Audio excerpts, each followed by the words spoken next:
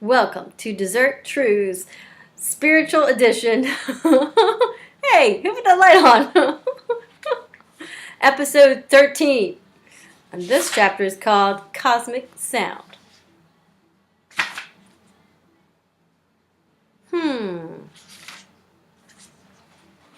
On Earth, people say things for a lot of reasons. Sometimes they mean what they say.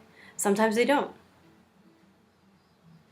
We don't use words where I am. Joseph and I use telepathy to hear each other. To hear each other's thoughts? They aren't thoughts, really. They're much more wonderful than thoughts. These better than thoughts are like symphonies, so gorgeous, you cannot even imagine them. There's no pretense or falseness here. There's no competitiveness or resentment. Here, our telepathic communications fill each other with beauty. Speaking of telepathy, I know you're sometimes wondered if there's any music here. So many cliches about angels singing and harps playing, and you're curious if any of these ideas are true. Well, once again, I can only speak for myself. There aren't exactly any of these things where I am. Here, the atmosphere is filled with a soft, ambient sound. I haven't been analyzing, just enjoying. But I'll do a little analyzing for you.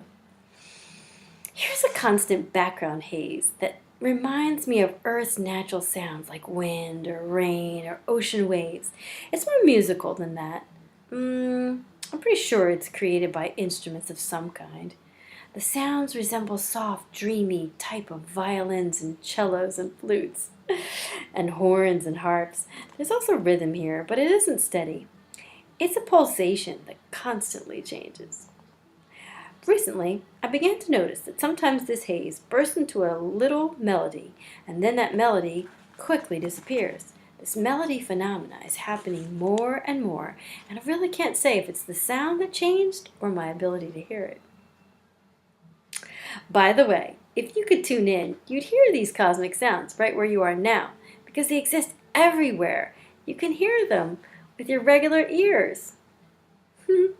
But you can't hear them with your regular ears, though, just your spiritual ones. Even if your regular ears could hear the music. I'm too busy listening to 100 million other things. To listen to these sounds, your inner spiritual ears could hear them.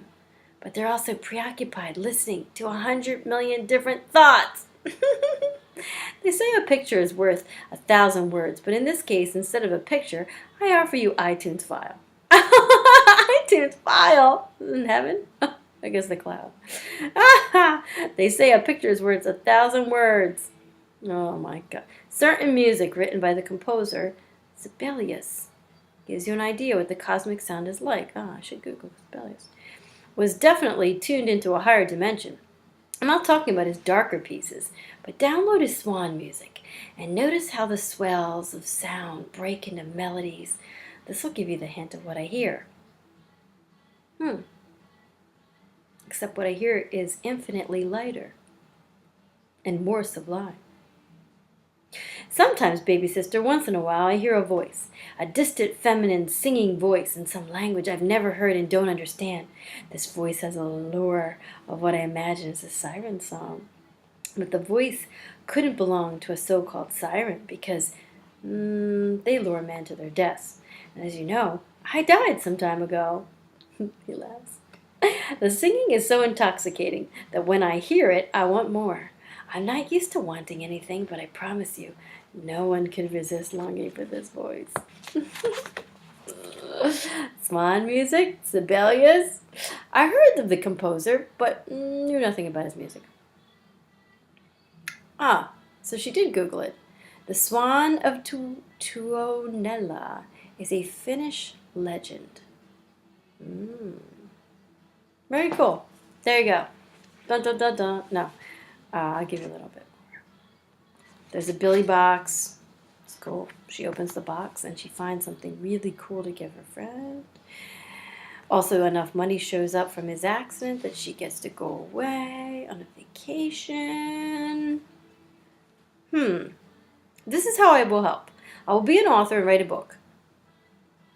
The book won't be of an intellectual nature because life and its fulfillment are spiritual. Also, I want to bring laughter into the world. In my book, I will only say things to help, not to sell people something that may or may not be true.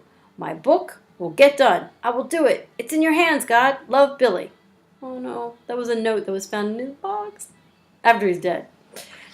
Dear God, as time gets closer, I know it's really short. I'm standing at the turning point, and the only thing left is to surrender to your great wisdom and strength. I'm too old to listen to anyone. Oh, yes, I could listen to them, but I won't. Because I know that the dreams and victories I've worked for in my lifetime are for the good, not the bad. The only one who gets to know about these things is you, God. And I think that must be all that matters.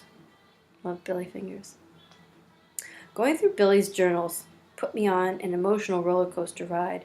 To cheer me up, Billy played a game of cosmic hide and seek. He would contact me telepathically without words. When my surroundings became luminous and more alive, I knew he was nearby. I also began to call on him silently to see if he would respond. He didn't always. That was part of the game, learning to recognize when he was there and when he was not. The end.